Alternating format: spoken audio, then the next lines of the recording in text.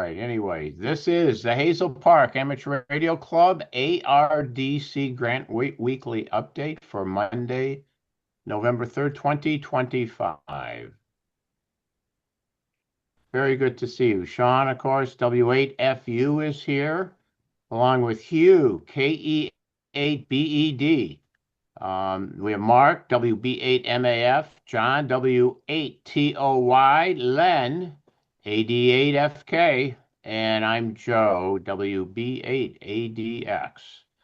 Got a good crowd tonight. Very good. Because we have some good news, and then we have some questions, and so we're going to be in two parts here. The first part, we're going to talk about some equipment, the repeater equipment. And then in part two, and this is, we're really fortunate to have Sean with us. We need to address some of the networking, like some of the networks that we're going to talk about in a minute. But before we get there, let's start right here. So here we are. Just to remind everybody, there we go. Just to remind everybody, so here's what we here's what we're looking at here. So we're going to be replacing the Quantar. We'll be talking about that. We'll be talking about the controller. And again, the controller is the device that combines the digital formats that it combines the digital formats with the off-air formats here. It's one of the functions. It also has the voices for our IDs and does a number of other functions for us. Then we have the voter, and the voter takes the output of 4 remote receivers in addition to the receiver that's associated with the Quantar, with the new repeater. And the IP networking aspect of what we're doing here. All right, next. So this is what the networking might look like. I don't have anything new to say here other than what we like to do ultimately is have a satellite internet accessibility. We'd like to have point-to-point 5 gigahertz connectivity, and then, of course, terrestrial internet like we have today. And this is what that would sort of look like. Now, this is a lot. This isn't what is on our docket right now, but it shows the big picture because as we put together our addressing scheme, we got to do it based on the big picture here. So I just say we have DART VHF repeater and the UHF repeater that are connected together with a 5 gigahertz point-to-point data link. And we'll call that link 1. And then off of the UHF repeater, for example, we could have, and this is a placeholder right now, the northeast receiver, the northwest receiver, and then coming into the DART VHF, we could have the southeast receiver and the southwest receiver, and this is all done via microwave. It could also be done via the internet. The downside of being via the internet is that you have to have internet connectivity at each of the sites. So we'll go into that in a minute. This is the plan, the addressing plan when we're ready to approach that. This is a slide I made for the November membership meeting, so that we have these 5 gigahertz links that could be very useful in the future. But so we need to get some support there and some help in helping us build these links. So you can see they're popular throughout amateur radio. All right, so here are the headlines. So Sandy's Communications, we have found a vendor, which is really terrific news, and thank you, Sean, and thank you, Phil, for guiding us. We feel very confident. We spoke with Jeff at length, and he was very, very helpful and gave us some ideas and things to think about. So although we started out with the SLR 8000, that's not where we're going with that here. So what this is, we're going to go with the 5700 repeater and the Crescent P10 series 100-watt VHF amplifier. So that's the idea. So in the quote that was given us by Sandy Communications, it consists of the following. It consists of the oops, what happened here? Hold on. Oh, okay. The motor, the 5700 repeater, the amplifier, some cables, and a power supply, and I'll show you what all that looks like. So here, this is the repeater, this is the amplifier, as we've seen before. And oh, hold on. Okay, so that's it there, and then we have this is what the power supply looks like. Okay, it's uh, this is what's in the quote, and also along with that is this particular cable that interfaces between the power supply and the repeater itself. So we have that. All right, so those are the basic components that are included here. According to Jeff at KB8SWR, which I don't think that that's his call sign. I looked it up, so I thought I'd change It that. is. It's sure Well, not. okay, I'm sorry. Jeff, KBSWR is with Central Michigan. He's the local guy. He's not at That's Sandy's. He correct. just Okay, so that recommended Sandy's as where they go for their repeaters because they get the best deal. got it. Thank you, Sean. All right, Okay. that makes sense. I'll get that actually. Let me see if I can just do that right this minute. We'll get that all fixed up there. Oh, okay. Anyway, so now, so let's just a few things here. So let's talk about these formats. One thing is to mention, as we know, this is a DMR repeater, and doing a little bit of research, we found, and thanks to Jeff who brought this out, is DMR for the most part is not something that you find on VHF. You find it primarily on UHF. Okay, so we have to just remember that just for a minute. Now, according to Chat GPT here, the most common in southeastern Michigan is Yaesu, okay, and Wires X. So that is the most common. A very close second is the DMR, and the Brandmeister network would be a big asset, I think, if we could access that. Then we have a couple of the other D Star I see is way down at number 4. I was surprised to see that. I would have thought that would have been a little bit higher. And the other P25, NXDN, and M17, I'm not familiar with those. I guess this is IRLP and Echolink and so on. So that's what's around in our area here. Now, It did leave one off. what? You did leave one off. What did I DMR. leave off? What? It's DMR TGIF instead of Brandmeister. Oh, TG. Well, TGIF. that's just the network on the back end. It's still DMR, Right. Just right? like Brandmeister is DMR. Yeah, And and MI5 has its own network as well. right. So DMR is separate from the network. The DMR is like the technology. Brandmeister, TGIF, and MI5 are like the network that it connects to. So like kind of like the Wires X with Yaesu. Yeah. So like on number 2, you got Brandmeister plus MI5. You could do plus TGIF, I guess. Oh, okay. If you want to list the different formats of DMR. They do. Hold on. Let me just see if I can grab this. Oh, here we go. Okay. And there are repeaters and stuff on, not other than Bradley. There's not too much TGIF around here at all.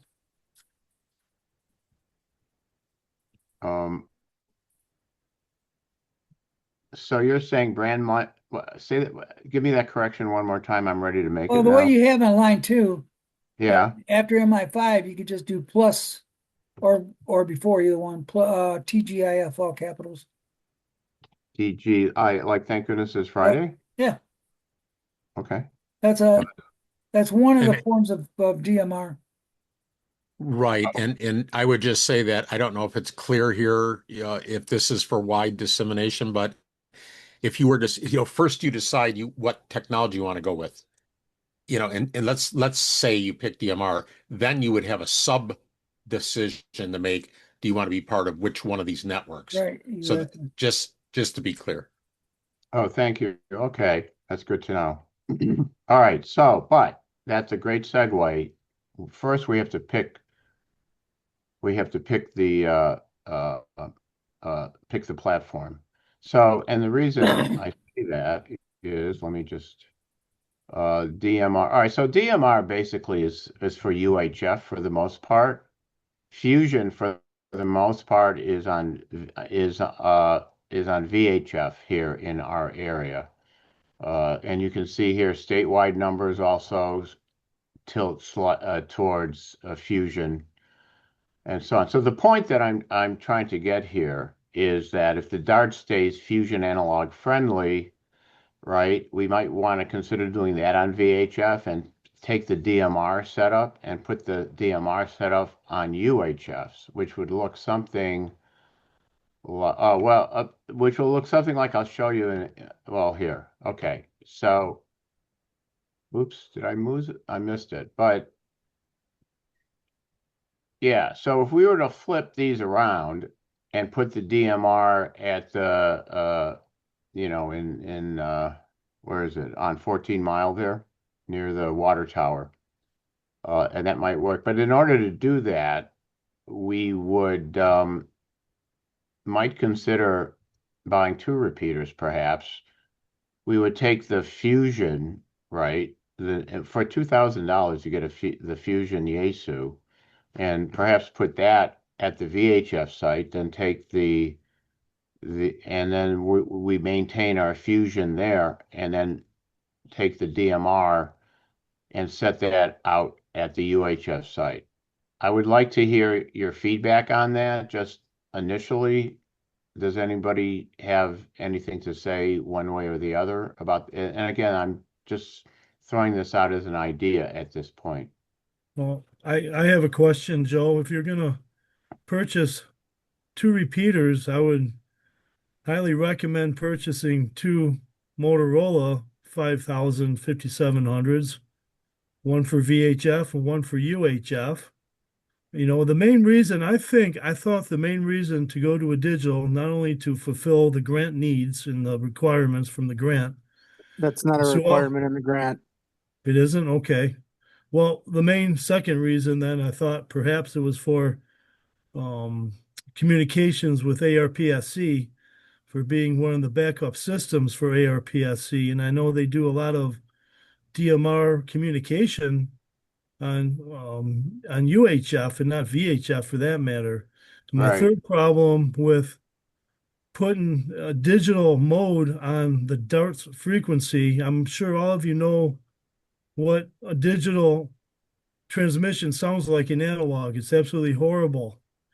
And I think that most of the people that are accustomed to the DART for the last 50 years know it as an analog repeater. And I'm worried that having some kind of, a hash coming into somebody that can't receive it might, scare them away from the DART or perhaps joining the club. The DART is our number one tool for generating, well, not the number one, but the best propaganda tool we have is the DART, to get out there and encourage new hams on HTs that can't get in, normally. Let's get them out there, let's get them active, let's get them in on the DART. But not all new hams are going to have DMR capable HTs or radios off the bat. Some of them are pretty expensive. So I'm leery for that matter. And I highly recommend, putting two DMR repeaters in. And I think, isn't the platform for Motorola Moto Turbo? I don't know if that is Moto part of, Turbo. Yeah, that's their yeah. version of DMR, right? Right. It's one and the same. Okay. I do have a comment on this as a repeater owner with Okay. several systems, and I agree with Al completely. I think you should be very careful to change any format on the main repeater. I wouldn't recommend it at all. And now, if you want to experiment with one of these other digital modes, go for a whole new repeater, a whole nother one, a third. You got the UHF one, I think, which you're committed pretty much to Fusion, or is that the one you're discussing Yeah, changing? that's well, what we're discussing is to bring the Fusion that's over at the UHF site to replace that with the new, we have a DR1, this is the DR2X, so it's a more recent version. Yes, only you guys can decide that. But there's Yeah, no talk about the VHF machine going to DMR, is there? well, The that's what only we're talking reason, about. Sean, That's I what was yeah, wondering, the no, only problem I was wondering with having DMR digital voting. I know the Motorola only incorporates voting digitally. It doesn't have any kind of analog capability. Now, if we're going to continue to use the UHF and the VHF simultaneously and connect to each other, I don't know this, but I'm assuming that you won't be able to connect a DMR digital repeater to an analog repeater, whether it's the old Yaesu or another one. And I was worried if there was ever a statewide emergency and we were part of ARPSC's DMR backup system, it would probably be good to have both frequencies, both bands covered, I guess, in the case of an emergency. Now, I'm not part of ARPSC. I know John and you are, and I have no idea how you would cross-band digital DMR from UHF to VHF unless you had two digital repeaters, Well, well, Motorola. you just bring it down Rather. to audio, you just go down to baseband, just but exchange you it. don't even have to. If you're talking about all DMR, they would just link to one another. And No, we're talking about Right. if combining Fusion with DMR. well, with Fusion with DMR gets a little bit trickier. You can use there are ways to do that. You can cross mode, but again, I'd have to look into how you would do that in the repeater environment. That's a little different. Right. So if I understand correctly, you're thinking again, I want to kind of get back to this, the main repeater, the SL, here's something very important you should consider with Moto Turbo or DMR, whichever. With the Motorola, you can either be mixed mode, analog and digital, or you can be networked. So if you're going to not be networked, there's almost no point. So Right. so But we if you want to be networked. what's a pardon? Well, we want to be networked though, Then right? Exactly. you So have if to you be were digital only. Yeah, you can't that this is exactly what I was talking about last week with the dynamic mixed mode. If you're right, dynamic mixed mode where you support analog and digital, you cannot network on the digital side. So DMR basically loses all of its special features that you can do. So precisely. if you're analog only, okay, that's good. If you're digital only, you could, do the site to site networking, but if you want to do both, you can't do that site to site networking. But let's say so then the UHF site does not have remotes to it. So if the DMR went to the UHF site and we put Fusion as we had it originally, with Fusion at the VHF site, doesn't that better fit in with, I mean, it's almost like you wouldn't want to go on 20 meters using lower sideband. You know what I mean? Like it seems to be more of a match to operate Fusion, VHF, Would and PMR and would you dare UHF. consider a third repeater? Because if you were looking to do this, what I'd Yeah, recommend is keep Fusion as it exists with your existing repeater up there. I get it. You could upgrade to the new one, but then buy maybe a UHF DMR machine and maybe put that at the main site. So you'll have a VHF and a UHF, and then you guys could have both digital modes covered. I And don't think we actually, have the money for that. okay, right. we don't have an antenna for it either, actually. I don't even think that we have enough money to buy a second repeater. Like if we wanted to upgrade the UHF machine to a DR2X, Yeah, I I was don't think going we have under the money the for that. We're right. I was already going over on the budget. assumption you were Well, talking about doing that. at this point, we're just talking about concepts. We'll figure out the money, right? We got to figure out the money, but So if I could just back up the conversation for a minute, would we agree that it makes sense, however we do it with whatever equipment there is, but just fundamentally that VHF would be fusion digital and UHF would be DMR digital or analog? The VHF would be analog or fusion, right? I would say for a separate project, yes, right? But for this specific grant, this is a discussion that should have happened 6 months ago before we selected the repeater, right? Because this kind of would have driven Well, us to yeah. get a Yaesu instead, so it would support Fusion instead of the 5700, right? No, So we would get both the 50, we get this 5700 and the amplifier, right? The question is well, where would we put it it? would have to be the UHF one, right? Because I think they're band split. I don't think the 5700 can it do both VHF and UHF out of the box. I thought they were two It's different one, models, one for it, VHF, one for yeah, UHF. Yeah. way Motorola does it. Yep. Yeah, yeah. Yeah, so But if we get a VHF 5700, you can't do fusion on that without a ton of extra hardware and modems and stuff, to my knowledge. so what do I lost, say that one more time, Andrew? So if for this project that we're doing right now, we're going Yeah, with the SLR 5700 VHF. correct. So that does not support fusion. No, it does Yeah. not. So this would be for like in the next 20 years when we get another grant or whatever. The VHF would go to fusion, and then the UHF would go to DMR. No, that would be now. That's what we're talking about. With Doing it what? now.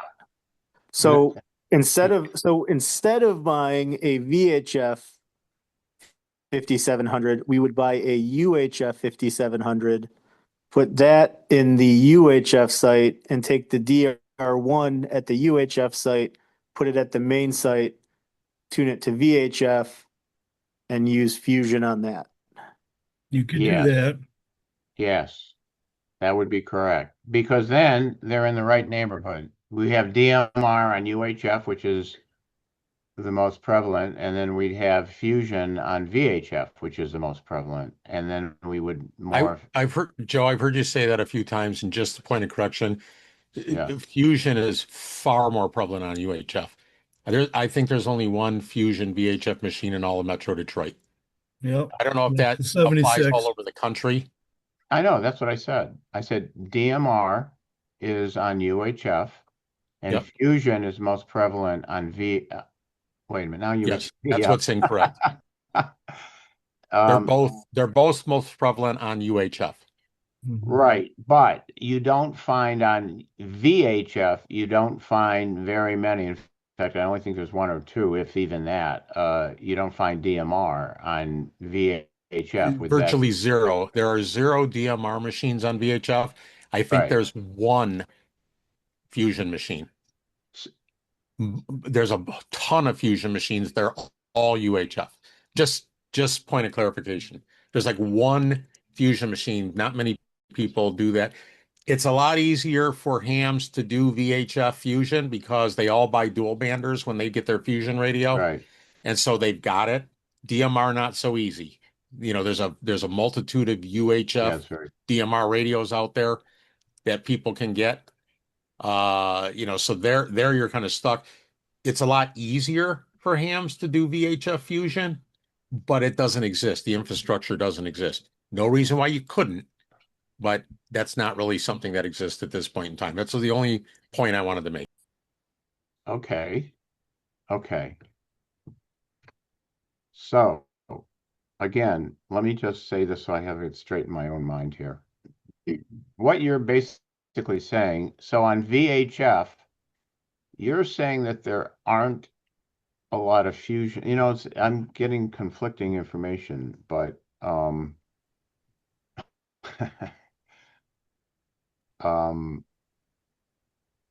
The FCC. information is Let me- correct, Joe. The information is So, 100% correct, and I tried to all tell right, you Al, that on say it. Friday. Yeah, I'm listening. So I say it told you, again. Say it okay, again. right. I asked you to mention this to Sean about putting a DMR on VHF and how that is not the normal practice. Most Right. most digital modes are on UHF, whether it's Fusion or DMR or whatever else. It's on UHF mainly. And that's what I was worried about, putting a digital mode on the VHF frequency that's been analog for 50 years, you know.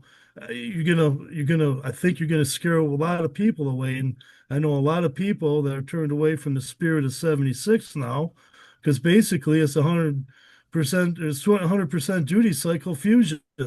They have their own little network there, and they connect to other fusion repeaters all the way up to the Mackinac Bridge, all on UHF. There's a couple that are in mid-Michigan that are on VHF as well. Sandusky, I believe, is on VHF.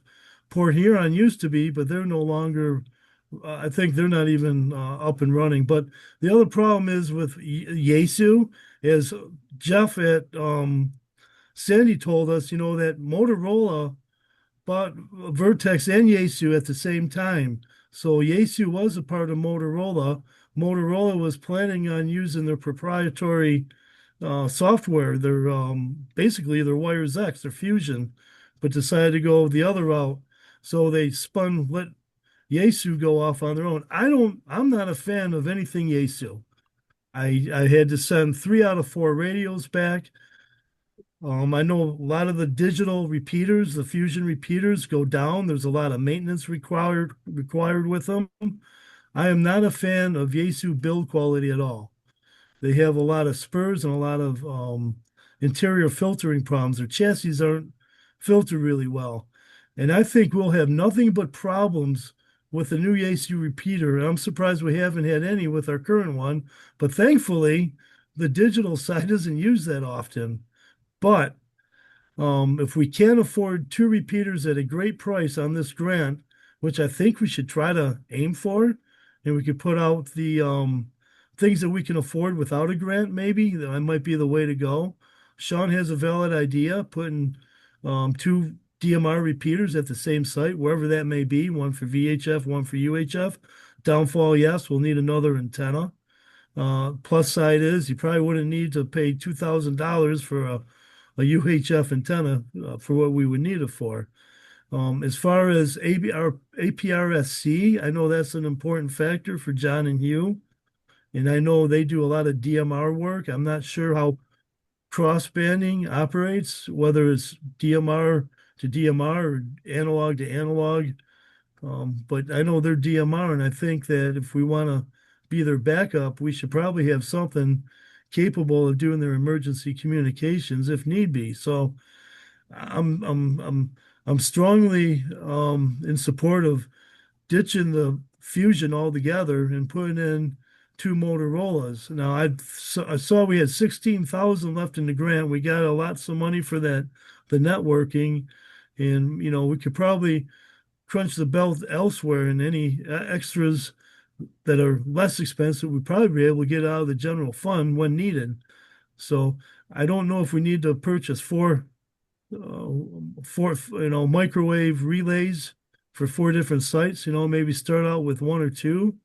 And I would strongly, I don't know, that's just my thought. You know, if we're going to go forward into the future, we're going to want to be with a good, strong repeater that has 5-year warranty and tech support for 5 years, and we'll be able to, you know, keep VHF analog unless there's an emergency. So let And then me, you can cross-link everything. all right, so let me ask you this. So let's break this down. Let's go one step at a time here. Let's just start with one 5700. So the question is, would that 5700 go on UHF or on VHF side? After the discussion I've been hearing, I think the 5700 goes on the UHF side. Am I mistaken? I would agree. If we're going to go with just one repeater, let's put it on UHF. For now, and I'm not saying we're not going to get a second one. I'm just saying just take one step at a time here. So, Sean, does that make sense to you? I differ a little bit in the direction I would go.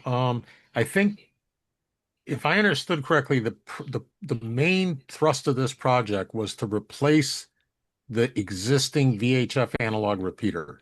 Correct. And I think we're getting a little like pulled off mission because what happens to be an excellent analog repeater, the SLR series, also happens to do DMR.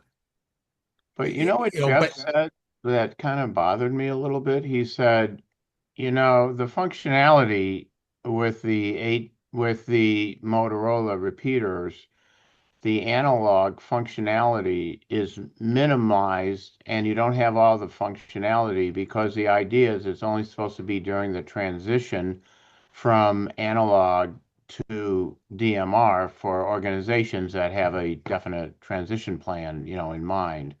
But the remote access, I was surprised to hear, is very, very limited when you use analog, unlike when okay, you use I was digital. not aware. See, I don't deal in SLR 5000s. Right, every day. Yeah, yeah, Right. We use GTRs, but they're all 800 megahertz, and then I'm way back in the Stone Ages with my Quantars. yeah. Well, listen, it's a great radio. I must say that. Right. I'm a Well, I had fan. suggested, just bolstering that up, but I get it. They're old, right? And Right, so when thinking about what would be the modern equivalent or replacement, this is the direction people were pointing, and I'm like, okay, but right. you know, I don't know. I don't know really what they have to do besides transmit what you jam into them, and all your control and everything is gonna be external. Yeah, You're gonna have an external controller, correct? we are. We're gonna have a laptop. So I'm guessing, I mean, really all you got to do is turn the transmitter on and off and Yeah, so it's got to faithfully do that. I don't know why it would be a problem. I, I don't either. I'm just saying. I mean, there's something he's done. I don't know. I don't know. Yeah, VH, I just, just to kind of go back a little bit and put the, if I don't know what you have purchased or in the plans to purchase, but a new repeater for the main site. If the SLR 5000 is the right choice, then that's great. I'm Yeah, sure it would be fine. yeah. And then and then you'll have your controller and everything else. Can you go back to that diagram that you had showing the block diagram showing the system build? Oh, sure. Yeah. Hold on. Whoa. Oops. There. This one you mean? Okay, Yeah.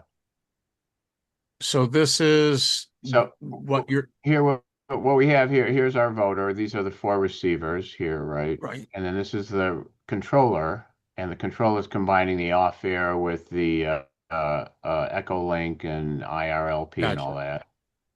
And then this is the repeater up here itself. So This is the you've got transfer budgeted die. for this in this project.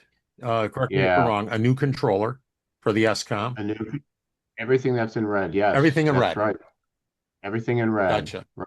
So it looks to me the whole point of the repeater here is an analog transmitter and an analog receiver. All this lack of control or lack of functionality or something like that, I don't know what else you would need. You know, I, I um, don't either. Yeah. so I don't think that's as big a problem as perhaps that led us to believe. I would go Yeah. forward with this, and then what I was suggesting is most of your digital is all up on UHF, and since you already have a fusion repeater on UHF that's functioning, that's where I said, well, if you really want to go into the DMR world, you'd have to buy a repeater on UHF Yeah. because this one doesn't count unless it's already purchased, right? There's still a little bit of wiggle room. I mean, Okay, yeah. I mean, I see where then you're vacillating a little bit. yeah. So I was going to say I thought this was a done deal. So Well, what I thought is that you keep the it's a very close to a done deal. But sure. I'm working with Jeff. He knows that we're like, you know, contemplating whatever. But Remember Jeff's Central Michigan, and I don't is there a Jeff at Sandy's as yeah, well? Jeff. Yeah, Jeff. Wasn't that his name, Jeff, who we spoke with Yes, at correct. the, Yes, Okay, so yeah, that's what I there's a thought. Jeff at Sandy and then the Jeff who recommended Sandy's. They're two different correct. Yeah, Jeffs. Okay, he's perfect. actually, he's the old man's son, if I could be Okay. so, yeah. Okay, you had KB at SWR for Jeff, and that's our I, local guy. I saw that on an Yeah, yeah, email, and I got yeah, confused. Yeah, yeah. It's because he recommended I Sandy's see. because they Okay. get really good deals. So when you said Jeff said this about the repeater, that about the repeater, you're talking about Jeff at Sandy's, correct? Yes, I am. Okay, all right. Absolutely, yes, yeah, Very good, very good. yeah. Just getting some clarification points here. And he, yeah, So my thought would be, replace the repeater, the VHF repeater, like you've always thought. If the SLR 5700 is the way to go on that, which I have no reason to believe it wouldn't be, then do that. Keep the fusion repeater as is, and then maybe if you're gonna get in the DMR, get another new UHF DMR repeater. And I'll tell you why. see Because that, the vast majority of DMR is on UHF. Yeah. And you can likely get a new allocation on UHF. You're never going to get one on VHF to save your life.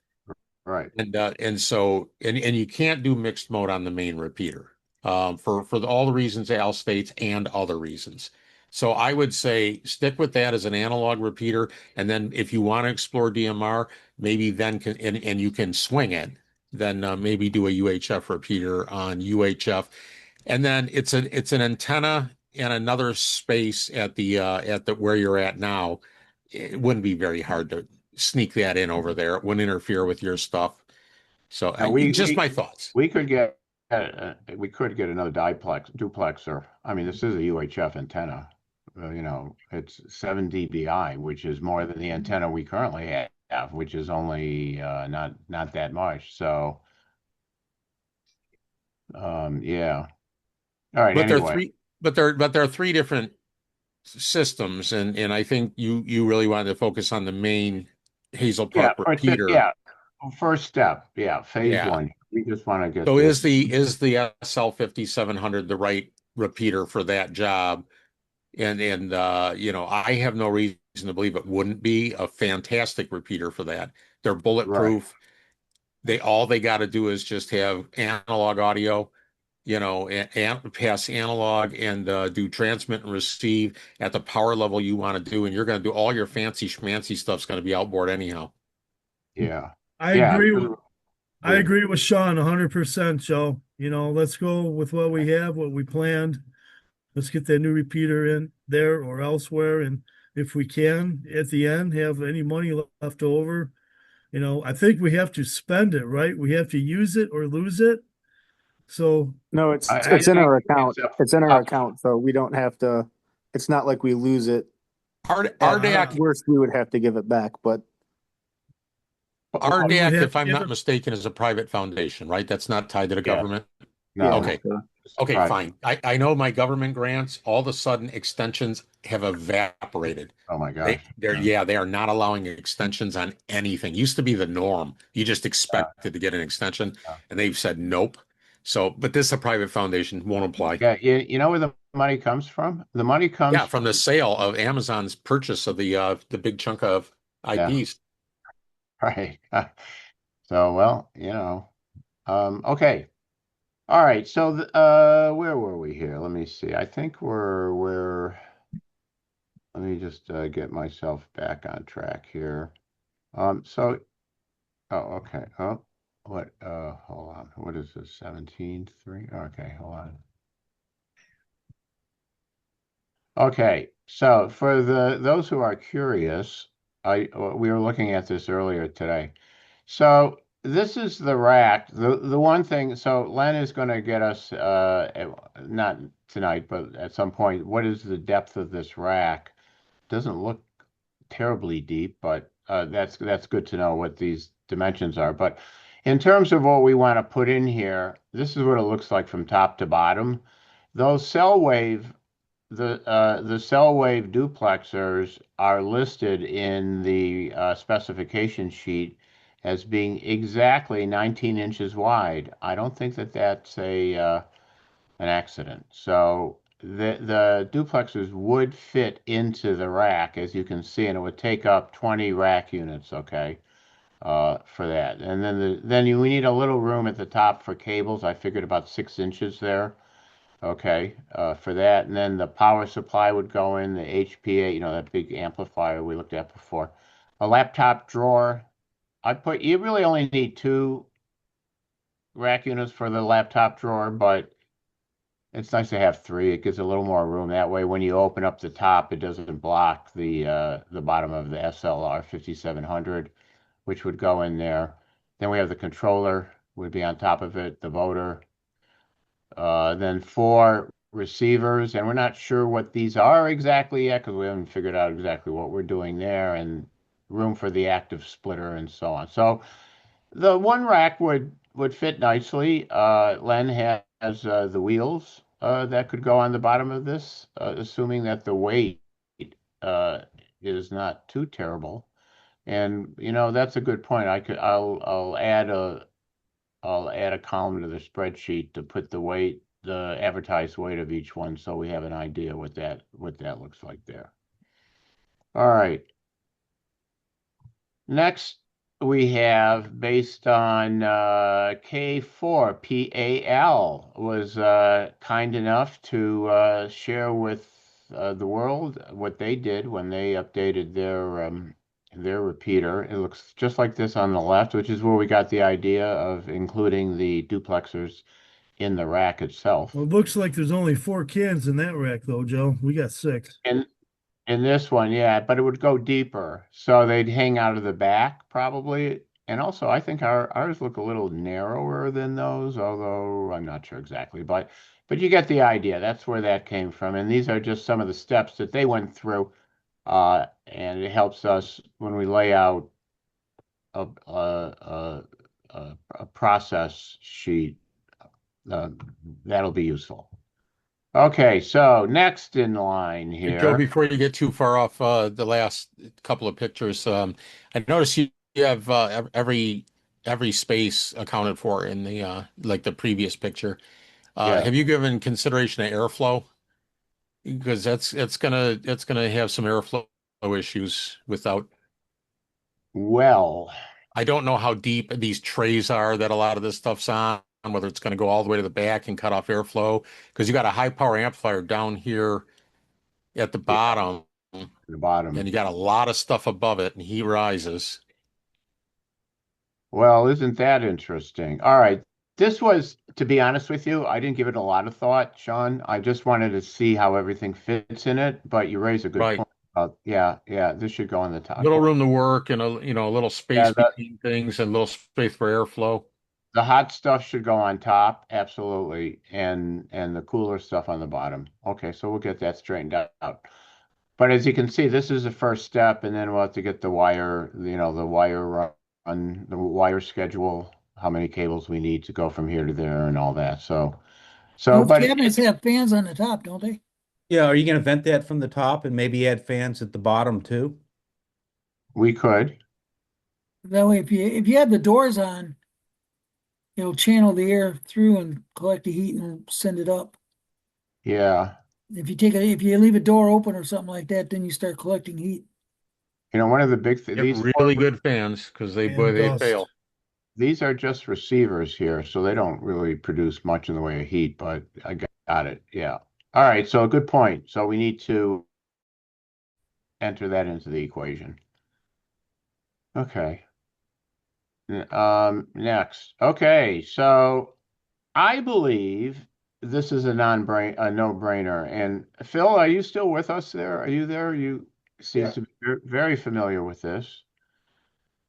Is this something so easy that we could call tomorrow and get a quote and just go with it, or there aren't a lot of options, right? Well, there are a couple. There's a real-time clock. I don't know if you want that. And I think there's an audio delay board if you want to, I think I'm not sure, for it would totally mute touch tones and stuff. Yeah. I guess if you do that. Okay. Um, I let's see. I don't know if there was any other options. It's been a while since I I mean, back when I bought mine, it was those were the two options.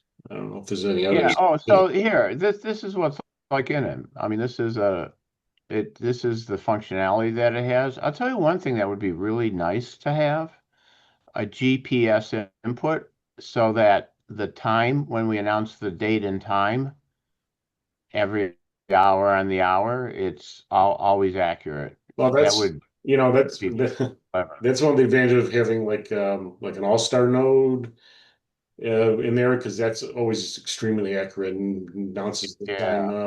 And that's what I use on my repeater instead of the control. The controller does no. I don't have any time clock on it, but I do No. have the IRLP node. I mean, sorry, the All-Star node, Yeah. and that does the time announcing. If you want that, you can turn that. Yeah. But So I know FT8 do you use that? It's that little disc. It's the GPS receiver and it plugs right in. All right. Anyway, okay. So that's the repeater. So Al, are you there, Al? oh, that's another question I wanted to ask you. Yeah. Now I'm assuming you're gonna do your PL encoding decoding at the repeater itself, right? You're not gonna do it in the controller because the controller has no PL decode, or it does have encode, but it does not have decode. I don't know the answer. We'll have to look into that. I So know. if you want to be able to turn the PL on and off, Well, how are we doing it now? I don't know. It's Uh, it's the I have no PL. idea how you do Yeah. it, or Well, if you can. I'll show you how. I know how we do it. I'll show you. Hold on. See what I've done with mine is I showed you a picture of it before. That there's a Yeah. PL. I have one of those old ComSpec PL boards in the controller. I've turned the PL on and off on the repeater itself, so it's all handled in the controller, and I Uh, can from there with some logic lines, I can tell it to turn the PL on or off, and And, receive or even transmit. and I've in never the heard of PL being able to be turned on and off at a repeater. I've never heard of that. Yeah, I'm just Phil, where does that come in handy for you? I'm curious. Well, like for instance, when they were using my repeater for some of the siren testing for a while, a lot of people didn't have the right PL set or whatever, so I would just shut the PL off, and it was an open carrier repeater then. So I mean, there Right, so are people times, didn't have to especially if monkey there's around an with it. emergency, you might want that. Right. Yeah. And we could turn our PLs on and off now. John Teagar does Remotely? it all the time. You can do that remotely? Yeah, Yeah, we get it. he does it with We get it. DTMS. I'm pretty sure you can only do it at the remote receives because we use the idiomatic cards, and you can do those with the DTMF tones. But I think the actual repeater itself is PL locked. I mean, right now you could turn off the PL at say the east side from your house right now. Yeah. Now the other thing is, again, I don't know about the 5700 specifically, but I use an MTR 2000, and it's hooked us. That's like I told you, I have a computer that I can remote into that I can for programming the RC210. It also connects to the repeater. I can go into there and remotely do things like turn the PL on and off at the repeater level. And I'm sure that I would have to assume the 5700 being a much more advanced system, probably you could do that also. I would assume. Sean, you may know that. I don't know. No, I don't know much about the SLR series. I do exactly what you do with my Quantar, and I believe Hazel Park's doing that with their Quantar as well. I believe they have a Right. computer that can run RSS at the site. That's correct. Yes. I mean, that's a little more I know. complicated. I was going to say I know of no way to easily. You could probably do some sort of a wild card affair on a Quantar to turn off PL, but in general, it's not easy to turn Quantar PL off on the receiver. Just to circle back on that real quick. Yeah. So the RC, yeah, with the RC210, I just have a command, a touchstone command, which will open the receiver to Sure, you're running raw audio into the controller, and then it's being yes. processed at that level. Yeah, Yeah. I've got two inputs coming into it. I've got a discriminator unfiltered, which feeds the PL deck, Yep. And then there's another processed audio which feeds all the audio circuits. Yeah, it's actually a great way to do it, and it would be beneficial to, it's going to take a little ham ingenuity, but to do it like that is actually is clever. It's a Yeah, good actually, it's a good idea. that's why I said the wireline option might be, that could be a good thing because the wireline, pretty sure is the processed filtered audio, whereas coming out, and again, I'm talking about the MTR 2000, the back connector on there you can't get that out without going to the wireline connector. You can get it from you can get the discriminator audio from the DB25 connector on the back, or their other proprietary connector, but you can't get the processed audio without having the wire line.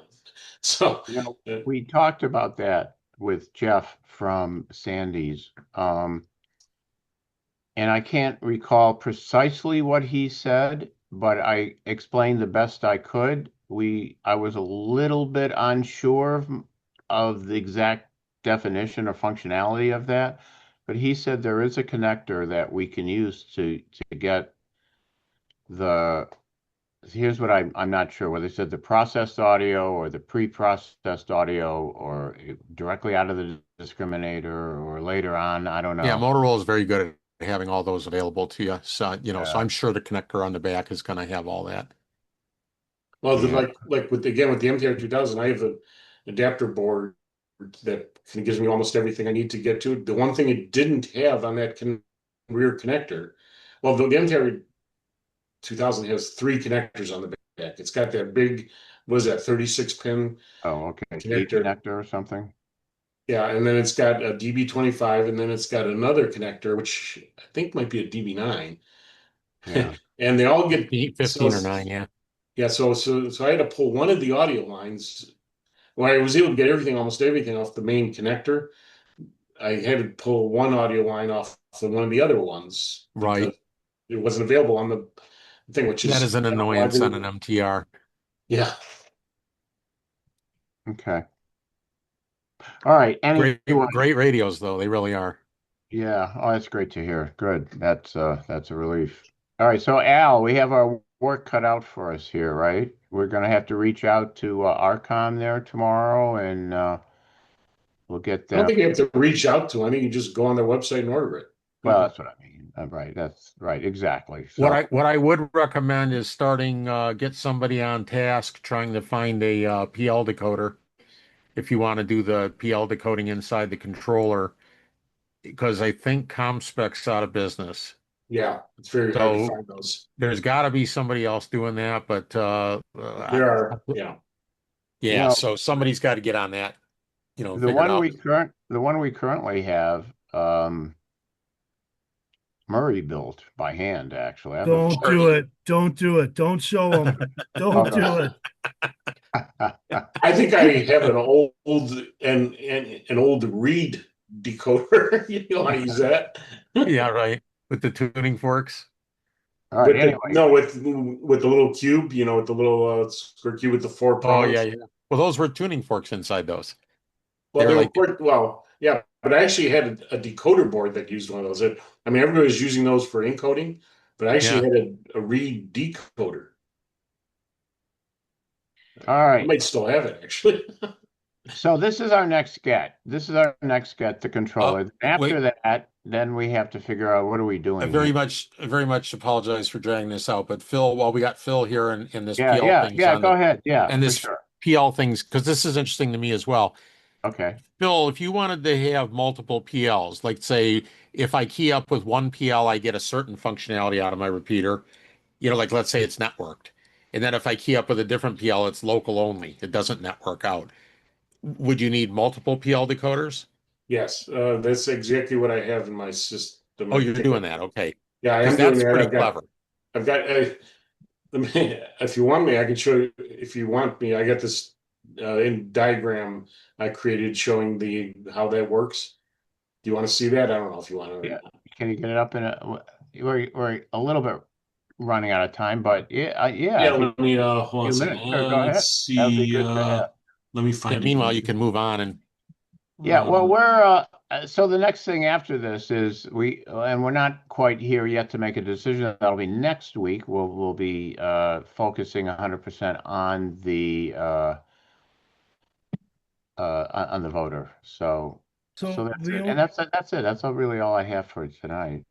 well, I think, we should move forward on the network connectability and everything that's needed for that. And I don't know if, what kind of receivers or devices we're going to need. We might want to get that ready to be ordered as well. Okay, I found that. Yeah, I found this. If you can, Yeah, yeah, go ahead. You can take the screen from here. can I do that? Let me see I here. can if my Let me I see if I can't. can do that. Oh, Where's I that? know why, because Do I have share? Let's see. I'm Oh, trying share. to Here we go. Someone else is sharing. hold on. Okay. I'm Bill's trying to gonna, stop. I can't. Okay, replace current share. Okay. Hold on Uh, just a share. second. Just a second. Just there a you go. second. You got it. There. Okay, so this is this is the arc. I actually cut this image out from the Arcom board, and so this is I have the inputs. You got see it says PL. So the PL goes down here, feeds both PLs, and one of them, and then it's controlled. I got some relays that switch, so it actually makes it. If it comes in on one PL, and then on the secondary PL, it automatically switches the inputs to port 3.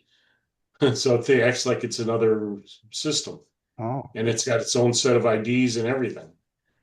So um, that's kind of how that works. So there are two PL So decoders in what's the there, and then second PL for? What do you use that for? Just an example.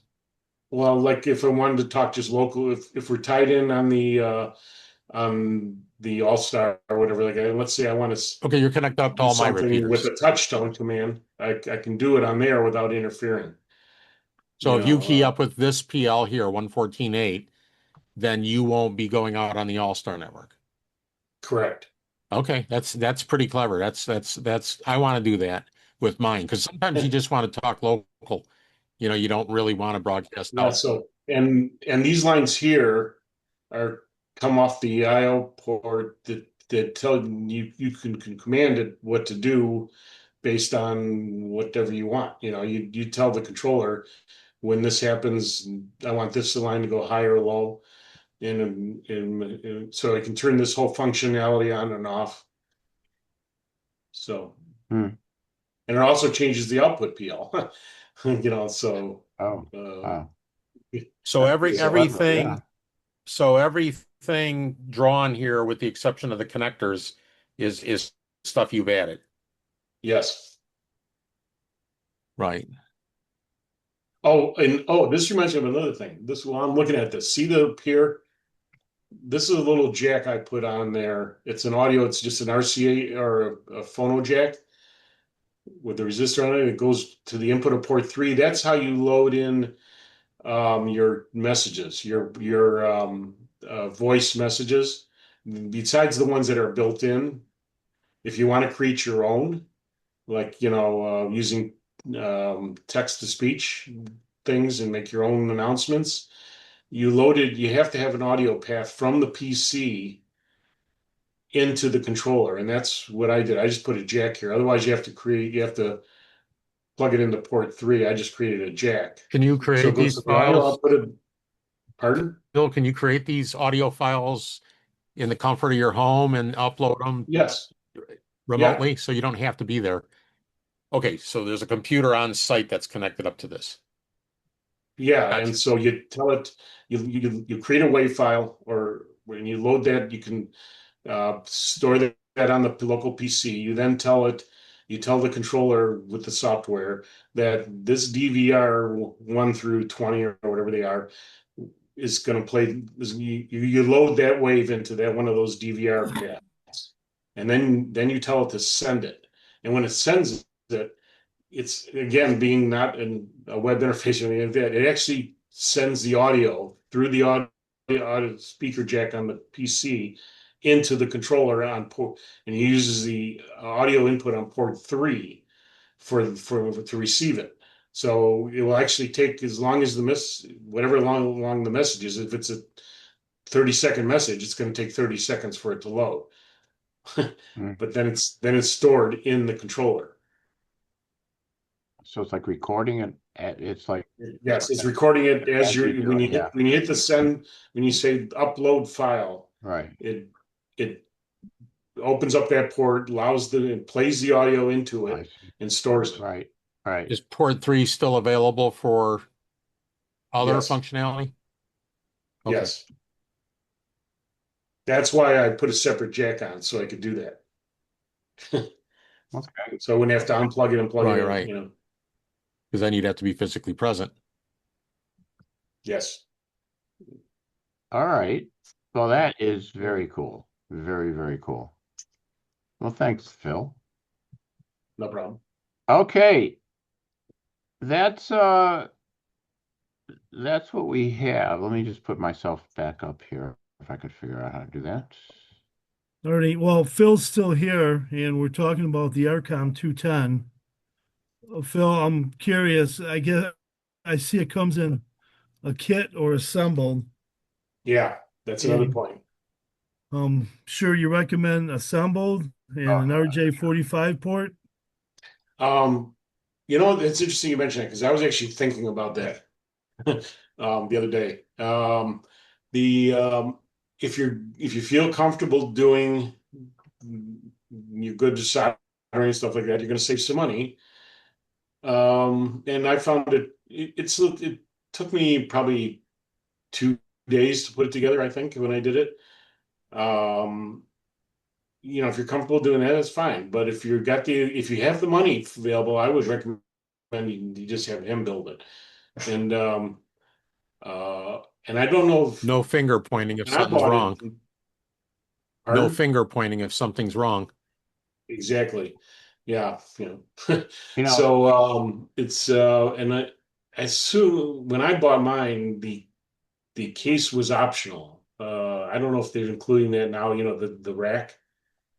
right. Um, All right. Yeah, so I don't know if you just get the board or if you have to buy the rack separately. But as far as the jacks, the connectors, you have two choices. You can go with DB9s, or the RJ45s. They both come with it. I still have the set of RJ45s. I didn't use them because it's unless you have the right tools, making RJ45 jacks can be tedious. It can be trouble. So I figured I'd rather have DB9s, but it's personal preference. I mean, if you're good with RJ45s and can make your own cables, it's much cleaner. It's a lot easier. Snaps in, snaps out, versus having to unscrew and screw in. They're growing on So me. that's They're pardon. growing on me. I hated them for radio. I thought these are not radio connectors. These are IT connectors, but they've grown on me. Yeah. So that's a choice you have to make, but you have that option. okay. Well, even the dogs like it. Yeah. Anything else? It's That's the all I cats you got to have. worry about. I'm sorry, what? It's the cats you got to worry Oh, about. well, they fight like cats and dogs around here. So anyway, all right. Well, we're making Okay, progress. well, I was trying to keep the dogs corralled and trying to hit the space bar, but it didn't work. So anyhow, it looks like it's $100 price difference between assembled and a kit version, 245 to 345 assembled, and it says nothing about a case. So I don't think I want to be the one that tries to build this. So if anybody wants to save 100 and have everything fall on their shoulders, raise your hand and we'll Yeah. have Joe decide Oh for yeah, you. see if you look at their website, the rack mount enclosure is an optional $85. Yeah, we definitely want that. Yeah, and they got the real-time clock is $55. The audio delay board is 45. The charging for the programming software now? They used to come with these. Really. Oh, these are new days. Yeah. Well, what do you Shrinkflation. recommend, Phil? What do you recommend the options we get then? Do you want to supply a list or something to either Joe or myself to make sure we order the right thing? I do now see the extra options at the bottom of the page, so. Yeah, well, first of all, as far as I can't, maybe the software, I can't believe they charge for the software. They didn't used to, unless maybe if you buy it with it, it comes with it. I don't know. You might have to make a phone call. But I don't know. You don't have a time? Do you have a time a clock on the system now? We do not. The time So I announcement. would. Oh, Pardon? you're right. You know, what am I saying? There must be a clock in there. What I meant was it's not synced to anything. It's just Okay. Yeah, of course there's a clock. Yeah. Yeah, then if you want to have timed announcements, for certain times, you want to get the real time clock. Yeah. If you don't, and for announcements and things like you can do things like I want this announcement to play every third ID or something, or every fourth ID, or something like that, Yeah. Yeah. various things like that. Okay. The audio delay board, again, that would mute touch tones and things if, completely. Right now, if you have a touch tone, you'll hear a little blip and then it will mute it. If you have the audio delay board, I think all you hear is just a little click, I'm not sure do they have an ADR interface? I don't know what that is. How For often will we be connection? even using touch tones for anything? Oh, they have pardon? No. How often Okay. will we even be using touch tones for Well, anything? touchtone has been used to connect it to the IRLP nodes. You use touchtone to dial into them, and also we use touchtones to turn the repeater on and off currently. Yeah, but that just passes through. That would just pass through to the IRLP. That's That not wouldn't. something you do on a regular basis. I was just wondering if there was something that we did on a regular basis. But usually, like, So Phil, sorry, Phil, are you saying that if we had that board, it just wouldn't play the tones over the air, but it would actually still accept the tones? Yes. Oh, there you go. All right. And then if you're, it would have a slight. All the audio would have a slight delay to it. Okay. So when you listen, if you're back monitoring yourself, it's going to be a little bit of an echo effect. Okay, so racks, tones we want, time clock we want, this ADR feature for $175. It claims it's an interface that allows the connection of an external repeater controller to the Yaesu DR1X or 2X Fusion repeater while still retaining the automatic mode selection capability of the repeater.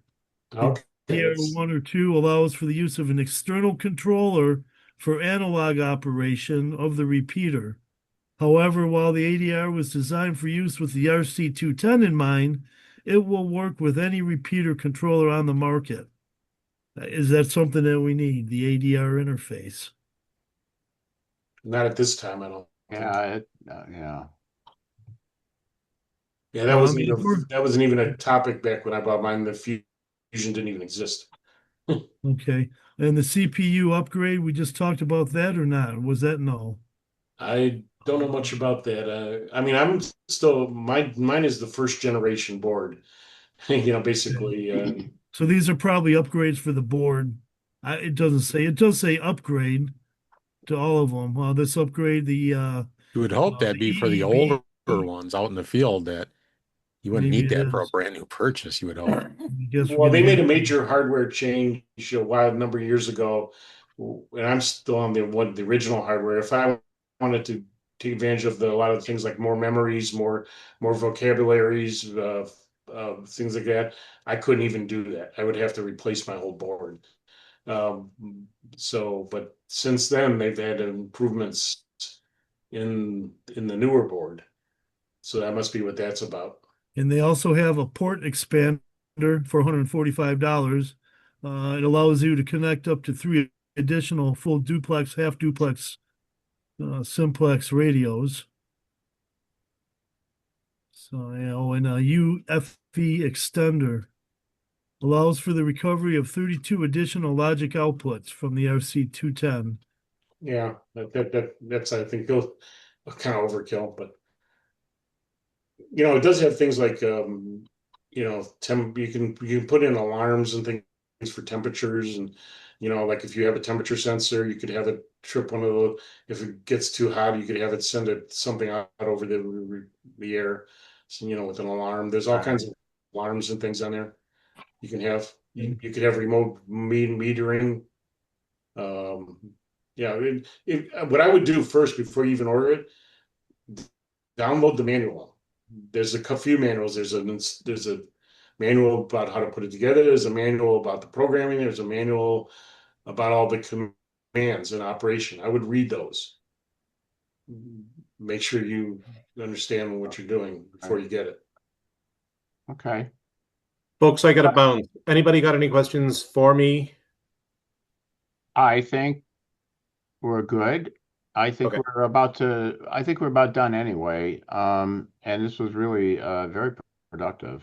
And thanks, Dave, for Yeah, Dave, thanks for participating, David. Greatly appreciate it. absolutely.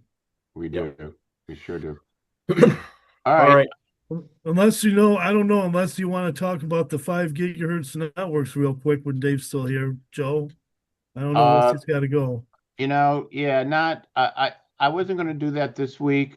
I just I'm want to not focus I'm not on the overly concerned about the 5 gigahertz links right now. yeah, right. I heard on one of the YouTube calls when I wasn't joining that we're gonna like look into that in the spring, which is fine. But we do need to purchase stuff to put in the rack at the main to get the main up and running. There's just under $2,000 worth of stuff that needs to be purchased to get that side of it up and running. Right. And so we just need to make sure that we have the money for it. And if we do, then we need to purchase it. Well, can we move? Well, let's move ahead with it. Do you have a list by chance of what we should get? I do, yeah. Excellent. Then if you don't mind, if you could just forward it and we'll get that ordered. Or can you get a proposal? Actually, Yeah, I can put it together. That's fine. yeah, you just get a proposal. Yeah. Okay. All right. All See you righty guys. then. All right. See you, folks. Bye-bye. All right. We'll see you later. And everybody, thanks again. Great meeting. And we'll get the notes out to everybody and we'll go from there. So Okay, well, stay tuned. let's finish real quick. We're all in agreement then with Sean, right? Correct?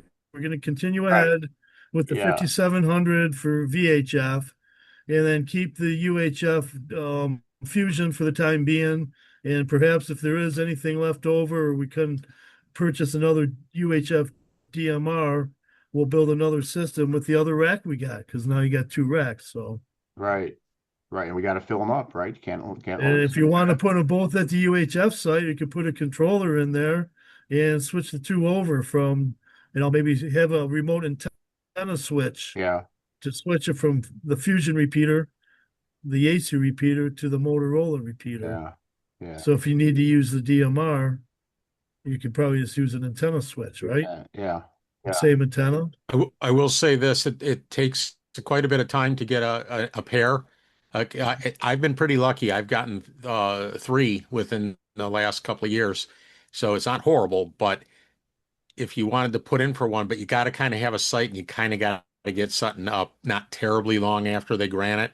So you figure if it takes you a year to get, and then you probably got another year to deploy it before they start itching a little bit. So if you think you could get this done in a couple of years, I might put the paperwork in for a new repeater.